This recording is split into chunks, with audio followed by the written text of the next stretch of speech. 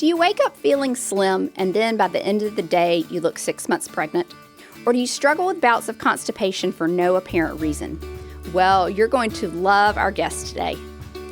Dr. Heather Finley talks about all things gut health, from bloating to constipation to what your poop says about your gut and how that influences your mental and physical health. She has a great program to help you get to the bottom of your digestive issues too. Let's dive in. Okay, I am super excited about this interview. I don't know how Dr. Finley or Heather popped up on my Instagram feed, but I've been following her for a while, and she always has great information, and I've just been intrigued. I don't know why I didn't think to suggest her as a guest on the podcast a while back. So I'm excited to share this interview today, and I even want to sign up for her program now after talking to her. So. Oh, yeah. She is a wealth of knowledge. Mm-hmm. So let me read her bio, and then we'll bring her on. Dr. Heather Finley is a registered dietitian. She helps people struggling with bloating, constipation, and IBS find relief from their symptoms and feel excited about food again. Heather struggled with her own digestive issues for nearly 20 years and understands firsthand the impact that nutrition, lifestyle, and mindset have on digestive health. Gut health shouldn't be restrictive, stressful, and all-consuming. She developed a simple way that individuals can reduce digestive symptoms and add foods back into their diet. Dr. Heather has a doctorate in clinical nutrition from Maryland University of Integrative Health. Her work has also been featured on Good Morning Texas and in Mind Body Green, Yahoo Life, and Very Well Health. Okay, so Heather, we're really excited to have you today, and we're so grateful that you made time to talk to us about this very, very important topic. Thanks for having me. I'm excited to be here. Before we get started, do you want to tell us a little bit, or I feel like we know because, we've read up on you, but will you tell our listeners a little bit about what brought you into this particular niche? Yeah, so I always tell people that I was born constipated, and that's why I'm interested in gut health. And that sounds really sad and depressing, and I don't mean it to be that way, but truly I feel like my interest in gut health has been lifelong because of my own struggles with digestive issues.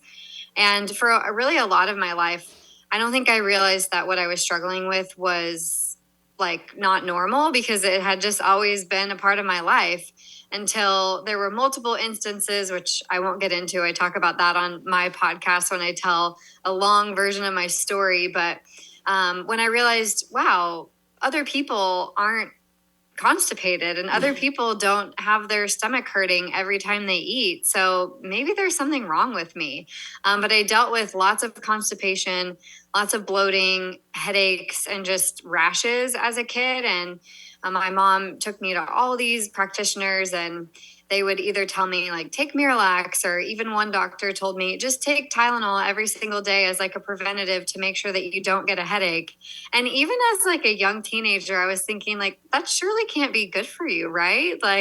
I'm not going to just take Tylenol every single day. And so anyways, fast forward, I was also a competitive swimmer, and I remember sitting on the pool deck one day before practice, and a dietitian came on the pool deck, and she did this really quick talk telling us about sports nutrition. And I came home and I told my mom that that's what I wanted to do. I had no idea that you could actually study nutrition in college. And so this was actually my end of my junior year of high school. And so we had looked at all these other schools. I thought I wanted to be a teacher.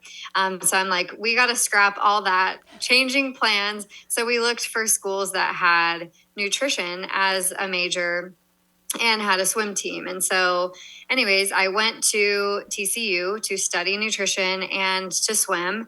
And a lot of the idea behind that was, one, I wanted to know what I could eat to swim as fast as possible. And I also thought, well, maybe I can fix my gut issues because nobody has been able to help me. So fast forward even more, graduated college. And to be honest, my gut issues were even worse than they were when I started. And so really graduated feeling kind of like I made a huge mistake, thinking, I think I chose the wrong career. I can't even help myself. So how am I going to help other people? Started my first job in clinical and couldn't wait to get out, if I'm being completely honest, and really started looking at alternative ways to fix digestion. And it sent me down this long path of learning about functional nutrition and learning about kind of holistic health. And that's what really led me to go get a doctorate in this. Was I think for all my life, and I know for all my life, that I thought the reason that I was bloated, the reason I was constipated, was because of one food that I was eating. Like I just needed to figure out what was the one food or handful of foods that were causing my symptoms. And I had this huge light bulb moment go off when I realized maybe it's not actually the food. Maybe it's the overtraining, years of being an athlete. Maybe it's the stress management that I'm not doing. Maybe it's the fact that I don't sleep well. Maybe it's all these other things that are contributing to my gut issues. And also, maybe it's what I'm not eating that's actually causing my symptoms. So I started this doctorate program, and it truly changed my life because I finally realized that elimination diets were no longer the solution for digestive issues, much like you read on Google and you see on the internet. Yeah. And I realized that there's a much deeper issue. And, so much of what we learn in school is how, if you have this condition, you go see this doctor and you do this thing. And we put everything in its own box versus looking at how does everything actually function together.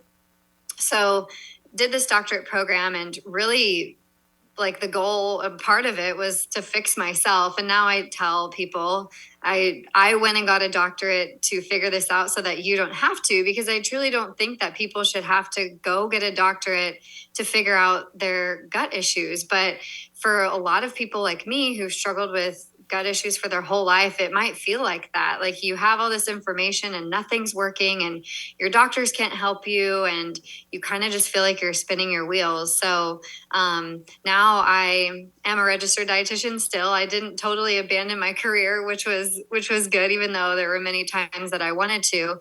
But now I help women with digestive issues find relief by identifying the actual causes of their symptoms, adding in foods, and getting off the elimination diets that aren't sustainable. Wow. I know. That awesome. I have so many more questions now than we have time for. Sorry. Okay. Part 2 and 3 to come. Exactly. So now that we got your whole backstory, I feel like that actually segues into this this next question really well. Why do you feel like, gut health is so important to your overall health? And when I say overall health, because we talk a lot about mental wellness, can you touch on both physical and mental health? Mm-hmm. So, and I think just as kind of a caveat here, I think a lot of the reason that I was led astray so many times growing up is because a lot of this we didn't know. A lot of the research on gut health is fairly new in comparison to other research that we have about other health conditions. So even when I was in college, I'm not that old, but the gut brain connection was, nobody was talking about that because really nobody knew about that. And so that's kind of the caveat here is there's still a lot of research that needs to be done, but we have tons of research now that we didn't have, 20 years ago. And so gut health is crucial for overall health because really everything starts and ends there. Your gut is connected to every other system in your body, and they all work together. So your hormone system affects your gut and vice versa. You mentioned your mental well-being. The gut-brain connection is a real thing. And a lot of people can relate to maybe a gut instinct experience where maybe you had a big meeting or something you were really nervous about and you went running to the bathroom. That connection can be really strong. But the interesting part about that connection is that there's actually more signaling going from your gut to your brain than there is from your brain to your gut. And so if you think about how strong that reaction is what's happening now on a daily basis going up from your gut up to your brain that we're not even noticing. Our gut has a huge influence on our mood, our anxiety, our sleep, our brain fog is something that I hear from a lot of the women that we work with. Like I can't focus. I feel like I'm scatterbrained all over the place. And so, a lot of times people think of gut issues as, oh, bloat or constipation. And surely that's definitely a part of it. But usually those issues stem a lot further. They're experiencing issues with their hormones, issues with focus and concentration, mood, whatever it might be. Yeah. Well, that leads us into our next question, which was, what are the most common signs you see of gut issues? And maybe some that people may not realize are related to a gut issue, that say, oh, there's gut issues to you, but would never say to the average person, Yeah. What's your gut? One of the ones that I never realized was a gut issue in my own experience, and something we see in a lot of the clients we work with, is rashes.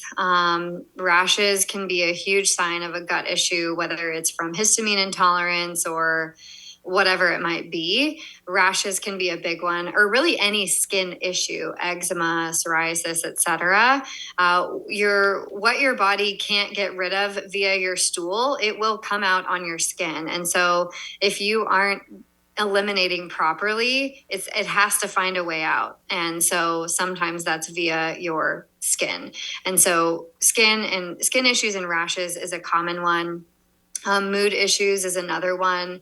An increase in anxiety. There's actual research now about specific strains of probiotics that actually affect mood and overall well-being, which is pretty cool. So that's something that we see a lot. The brain fog, like I mentioned, that's another big one. If there's a bunch of stuff going on in your gut, it's very hard to think clearly, and that can be a really frustrating thing.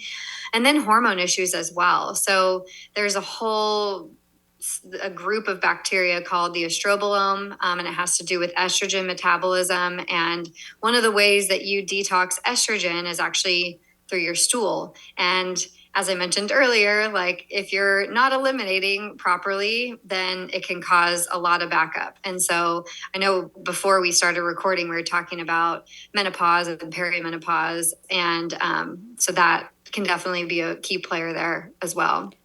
Yeah. So I was saying to Brierly, I'm 46, and I don't feel like until I got to my mid 30s that I started noticing a connection between what I ate and bloating. Like it just became a lot more noticeable. And I don't remember that earlier in life. Like, I don't know why. But I feel like it's more of an issue. And for a lot of people in our age range, I feel like it's a very common thing.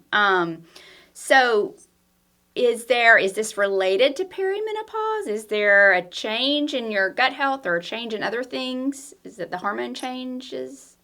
Yeah, your hormones definitely influence your gut bacteria, but it's really coming kind of from both ends. And I think there's also a lot of outside triggers as well. And of course, this is going to be very overgeneralized because everybody's different, but you think about that stage of life. If you have kids, that's stressful. So that has an effect on your gut health. Your stomach acid naturally declines as you age. So that can be another reason why people start experiencing more bloating as they age. If you've been on birth control for a lot of your life, that depletes a lot of nutrients and minerals in your body that are essential for digestion. And there's research showing that hormonal birth control also alters the gut microbiome, which is pretty crazy. So wow. I think there's a lot of factors, but yes, when you are going through menopause, there are shifts and changes to your gut bacteria.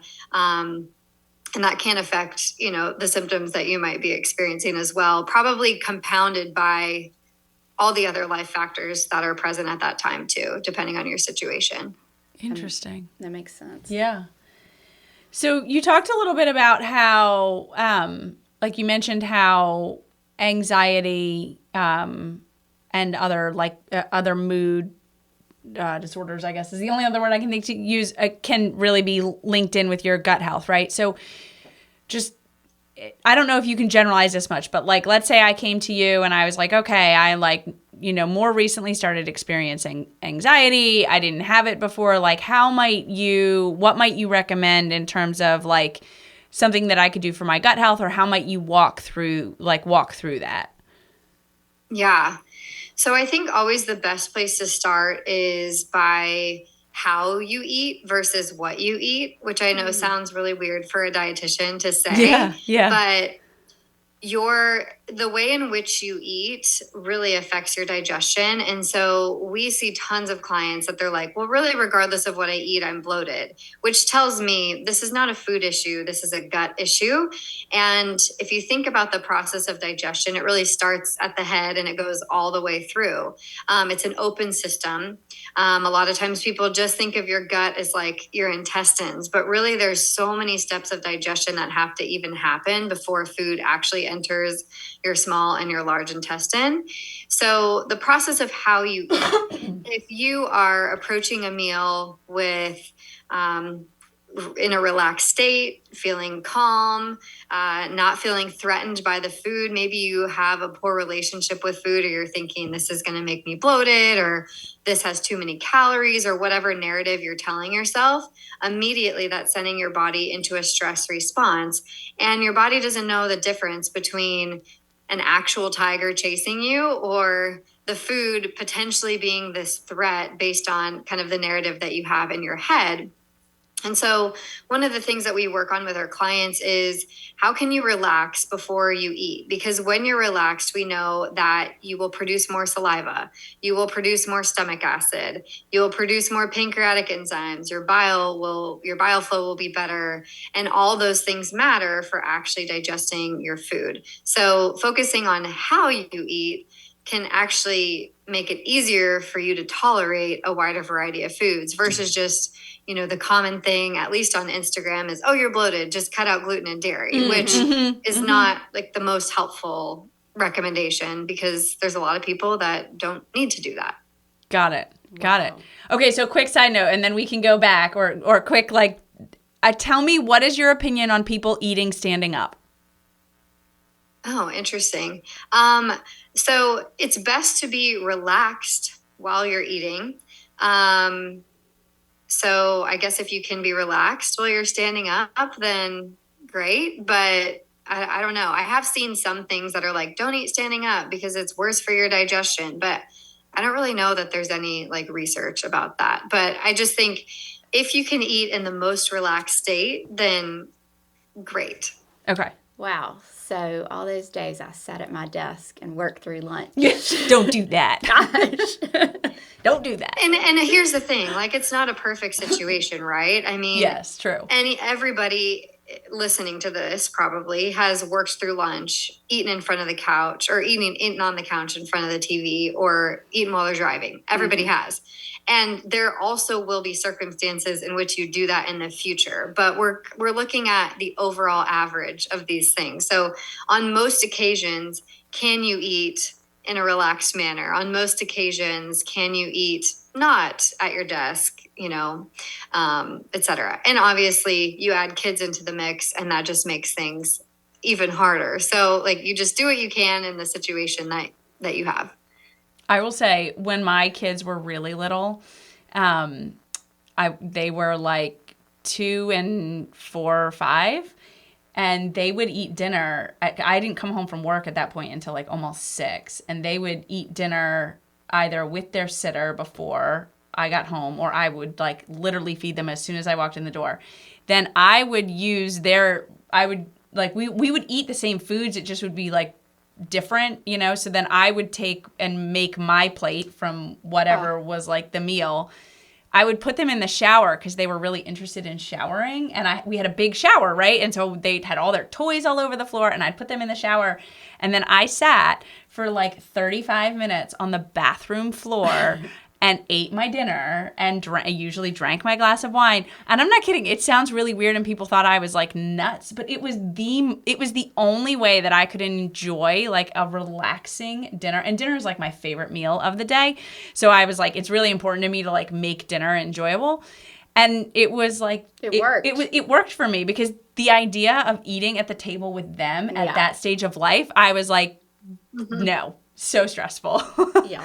No, it's complete chaos. I have a 4-year-old and a 1-year-old. Oh. So I'm in that stage. Yeah. And there's some nights I look at my husband and I'm like, I think I'm just going to wait. Like Yeah. I've gotten up 17 times and it's only been 2 minutes to get, whatever is being demanded. And so, that's what I tell my clients is like, you do the best you can in the situation that you're given. And like, if you have young kids, this might seem completely impossible, but I also think that there's a way to engage them in this. Like one thing that we do is, and my 4-year-old takes it very seriously, is she gets to decide who's the prayer helper and who's the breathing helper. And so someone says the prayer and then someone directs the breathing exercise. And even my 1-year-old like knows what we're doing now and he thinks it's hilarious. So we do the breathing exercises. We all take 3 deep breaths together. And I'm like, at least I was calm for like 20 seconds and that's great. So, there are ways I think to get your kids involved and potentially help even in the future,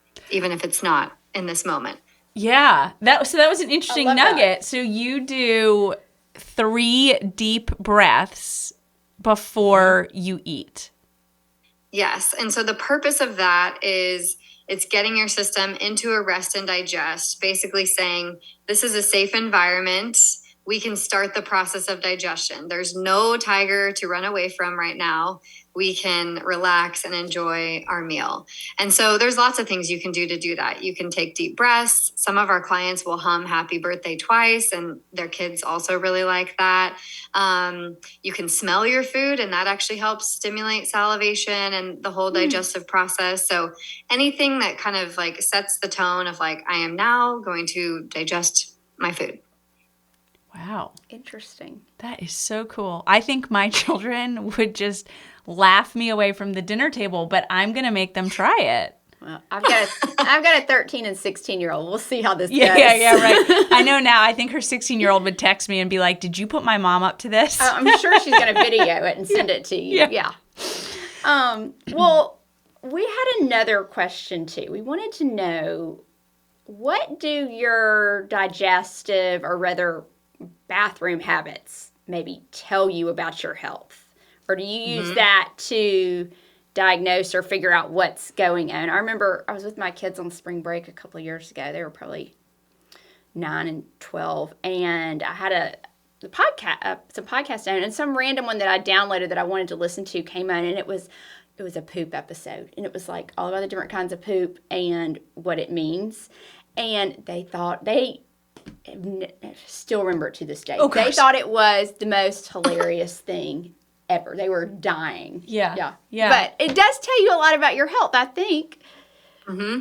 It does. And here's the thing. Everyone poops. So I think there's a lot of shame around that. But like, we should be observing and making sure all is good. But the patterns do actually tell us a lot. So the first thing is we should be pooping every day. If you're not going to the bathroom every day, I don't care what your doctor says, you should be going to the bathroom every day. I can't tell you how many of our clients have like gone to the doctor and they've been like, if you go 3 times a week, it's okay. No, you eat every day. You should be going to the bathroom every single day. You eat multiple times a day. So 1 to 3 bowel movements a day is what we're going for. And the other piece of this is you can actually still have a bowel movement every day and be constipated. You want to make sure that your bowel movements are actually satisfying. Again, weird to talk about, but you should feel relieved afterwards. I don't know a better way to say it. Okay. That's a good way to put it, though. Yeah. I think everybody Some other can things to relate look at is like your bowel movement should be soft and easy to pass. If it's rock hard, pebbly deer poop, then I think we need some fiber. I think we need some water potentially. If it's on the complete opposite end of the scale, potentially we also need some fiber. Maybe there's some kind of infection or some kind of reaction going on, or honestly, a stress response is pretty common for loose stools as well. And there's obviously deeper things that we can get into, but those are kind of like the basic things that you want to check off. But then also looking at the patterns in your symptoms. So like related to bloating, if you wake up and you're not bloated, but you progress progressive, more bloated throughout the day. Sometimes people will say like, oh, I feel 6 months pregnant by the end of the day with bloat. There's something going on with your gut bacteria that is causing this progression in bloat. If you're bloating like an hour or two after meals, we definitely want to look at your overall digestion, your pancreatic output, your stomach acid, etc. And then if you're waking up bloated, more than likely you're probably constipated, because you should have cleaned yourself out the day before and you should wake up not bloated. Of course, there are times in your cycle and times of the month where maybe you're more prone to bloating, ovulation, etc. But in general, it shouldn't be so pronounced that it's painful, that you can't button your pants, that, you can't go do things that you want to do. Those would be some signs maybe that there's something going on that's not normal. And then, of course, the color too. If your poop is not brown, if it is red, we definitely need to go to the doctor and check out what's going on. If it's green, probably also need to go get checked out and see if there's some kind of infection. And if it's yellow or more of like a pale color, we definitely need to look at like liver, gallbladder, pancreas, and then the consistency as well. So you should not have to wipe multiple times. It should be easy to wipe. If it's sticky like peanut butter, we want to look at your fat digestion. So hopefully that gives some more insight, probably more information than people ever wanted about their poop. Interesting. So interesting. Yeah. So do you have a chart? I do have a chart. So I have a chart that we give our clients, but it's easy to look up. So if you just look up Bristol stool scale, this will tell you. You can look at what number you are on the Bristol stool scale. We're going for a number 4. And there's other charts that you can look up, but that one is probably the place to start. Cool. I kind of want to start like recording or like keeping a log. Keep it alive. Is that gross? Caroline's going to start a poop diary. My 16-year-old's going to love this. That. So we definitely, thank you for sharing that, because we will absolutely link that in the show notes. Because I think any type of visual reference can be really helpful. Yeah. Interesting. Poop is just something you ignore. You tend to ignore and just like, you don't look at the details, but like it can tell you so much. It really can. I would say having kids taught me that, right? Because they ask you when your kids are little, the pediatrician asks you constantly about their bowel movements. Yeah.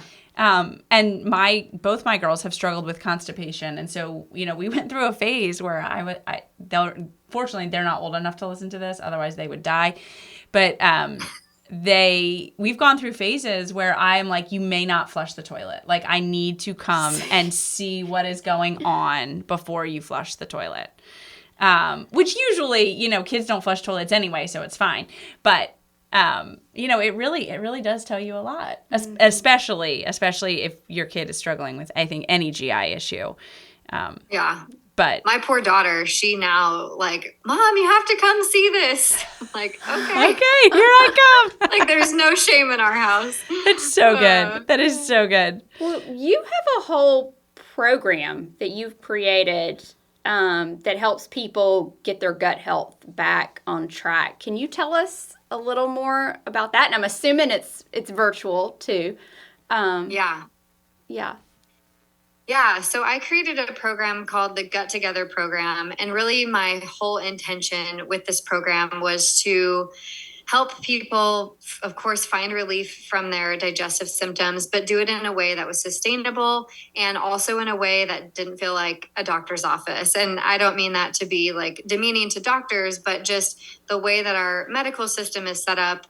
If you're really struggling with GI issues, it doesn't help when you wait 6 months for a doctor's appointment and then you have 15 minutes and they give you a handout and then you can't get in for another 6 weeks or months even. Yeah. And so my whole goal was to create a hub for people to have support and have that one-on-one accessibility and to really also understand their digestive symptoms, because like even as dietitians, it's something that we were really not taught in school. Like, what does poop say about your symptoms, or what do these different patterns teach you? So those are things that we teach our clients in the program. So it's an educational program, but it's also a program that helps with more of the kind of the functional side of things. So we do stool testing.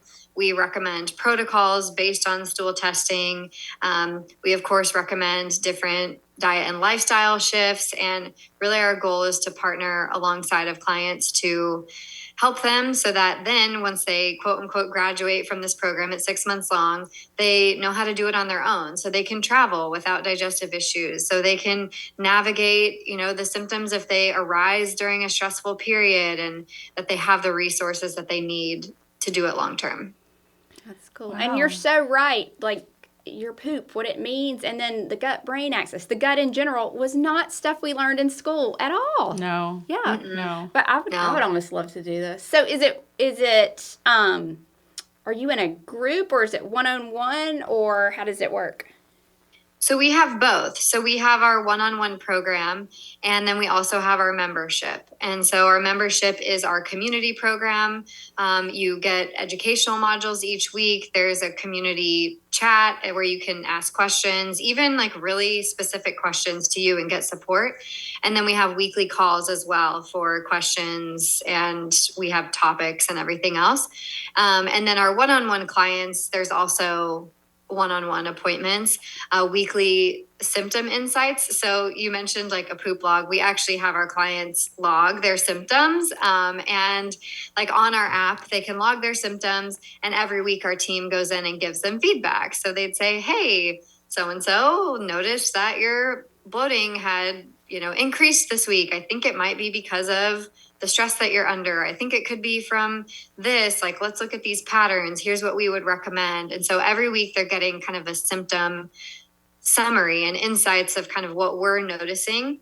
And since so many of our clients have done most elimination diets, really our goal is also to actually add foods back into their diet. So we'll provide recommendations like, I know you were wanting to add this food. Here's how we'd recommend adding that in. And so it's a great way for people to put their symptoms out there, but not feel like they have to micromanage it. They'll just allow us to give them the insights and allow us to give them their next steps. So that's what we do on the one-on-one side with our clients. Got it. And do you see men, women, and adolescents, or I guess even kids too? We don't. We'll see some teenagers. We don't see little kids, like 10 and under, basically. But we will see adolescents, teenagers. But the program itself is for 18 and over. Okay. Neat. I know. And we're going to link all of Dr. Finley's information in the show notes and everything. Yeah. Because I'm intrigued. Like, I want to join. Okay, Carolyn's going to pop up in one of your groups. Mark my words. They love to have you. Well, I've done just It's a fun group. I've done just enough reading and research where I know some, but it's never an area I've been to like really able to like dive in, like when it comes to your digestive habits and gut. So yeah. Well, our last question for you is, we wanted to hear what you do every day for your own gut health. Oh, man. Okay. So there's a couple things that I do every day, or I try to do. I am a human. I am not perfect, but the things that I try to do. Number one is prioritize sleep. Sleep has a huge impact on gut health. And your gut has a circadian rhythm just like your hormones do. And so getting adequate sleep is really important. And so then the second thing is getting adequate sleep, but also getting sunlight in the morning. Sunlight in the morning helps to basically tell your system, hey, it's time to be awake, which also can signal a bowel movement, which can be really, really important for a lot of people who struggle to go to the bathroom every single day. And then the other thing is drinking enough water. And I am a huge fan of minerals in water, which is probably a whole nother topic for another time, but huge fan of minerals because they're literally the foundation of every enzyme process in the body, and they make a huge difference. I'm sorry, I didn't mean to interrupt you. When you said getting sunlight and it trigger you to have a bowel movement in the morning, is there a reason? Like, is it sunlight that kind of like makes you go in the morning, that triggers those circadian rhythms? Or because I don't think I'm abnormal in saying like usually I go in the morning, Yeah, it's not right when I get up, but you know, yeah. So your gut functions on the same circadian rhythm as the rest of your hormones, or it wants to at least. And so when you get sunlight in your eyes, like direct or indirect sunlight, but preferably without sunglasses and actually outside, not through a window, it tells your system, we don't need any more melatonin. It's time to be awake. And so this is why it's all connected, right? Your hormones, which melatonin is a hormone, it affects that whole process. And so that morning sunlight is essentially making a shift in your hormones, saying it's daylight time. And so we're going to function like it's daylight. Interesting. Mm-hmm. And I think it's interesting. These are more lifestyle habits. We're not talking about foods to avoid or, right. Or how much Miralax to add to your even water or whatever. I mean, although I'm not opposed to Miralax when in need. You did mention minerals in water. Do you use a particular water brand? Do you add a brand of something to your water that you're game for sharing? I'd love to hear it, because I'm a big fan of adding electrolytes to water. Carolyn and I both are. Yeah. So it really depends on the client situation, and I use a lot of different ones, but I'll name off a couple. So we just have a Berkey filter at our house, and that's what I use. But the thing that people often forget about filtered water is that it does filter minerals out. And so you want to replace those minerals, which is part of the reason that I'm a huge fan of adding them in. But some of the ones that I like, the Jigsaw Adrenal Cocktail is one that I use a lot. The Pickleball Cocktail by the same brand is one that I use a lot. And I actually have, this is going to make me sound nuts, but I actually have a custom mineral blend that's based on like my specific mineral results. And so that's something that we order for our clients based on like mineral testing that we do. So that's something recently that I've been doing. And it's great because it's all the things that I need in one scoop, and I just add it in and can move on with the day. Wow. Neat. So you basically got your mineral level, or you did mineral testing on yourself. You offer this for clients, and then from that you have the resources to then customize like whatever supplement that you're going to add to your water. Yeah. That's tailored to what they need. That's amazing. That is so you're cool. gonna have to do the program. I am. too. Now I'm really going to have to do it because I'm like really into the water and the minerals and the things that go into it. They're not the best tasting. I will caveat it with that. There's flavors you can add, but it's just like, it's so much easier than adding like 14 different powders to your water, which I'm not opposed to that. And I was actually, we had some friends over on Memorial Day, and they're like, oh yeah, Heather always has some kind of powder in her water. I'm like, I'm glad I have that reputation. But, it's like, if you're trying to condense it, having this blend makes it a lot easier. Yeah. Or taking 14 different supplements. Right. That may or may not be in the right form that you need, Right. Exactly. Yeah, exactly. So this has been incredibly enlightening.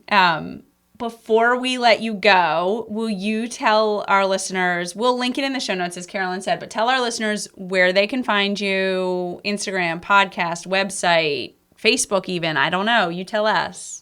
Yeah. So if you want to connect on Instagram, that's probably where I hang out the most. So it's just Dr. Heather Finley.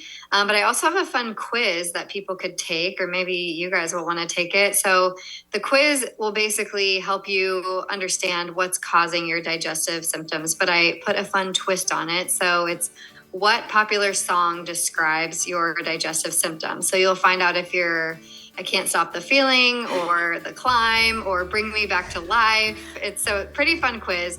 It's just drheatherfinley.co/quiz if you want to take the quiz. Okay. I think I saw it on your Instagram. I have a podcast as well. It's the Love Your Gut podcast. Love it. Oh my gosh, this is great. Wow. Well, I know. Thank you so much. This has been. Thanks for having me. This was so fun. Yeah, and I'm thinking you make it. In addition to us, I'm thinking you may have some new clients. You might be very well, once this episode goes live. For sure. I love it. Thank you.